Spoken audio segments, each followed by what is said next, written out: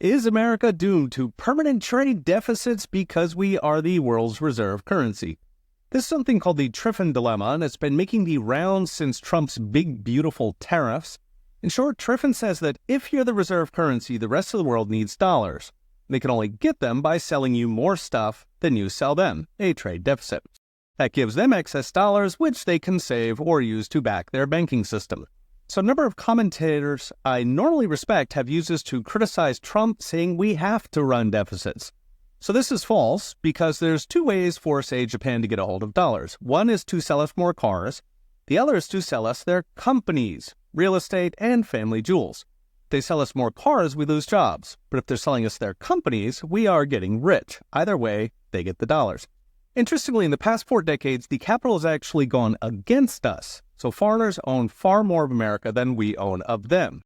So not only does reserve currency status not require trade deficits, our cock trade policies have actually given foreigners too many dollars, to the point China and others park trillions in everything from treasuries to American farmland.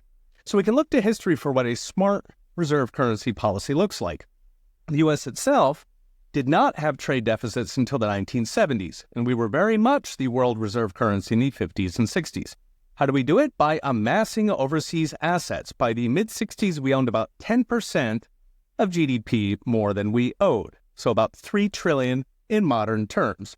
Even more dramatic, in the 1800s, the British pound was the world's reserve currency because Britain was fond of colonizing continents. By 1913, the UK had amassed roughly 160% of GDP in overseas assets, according to prominent economic historian Angus Maddison.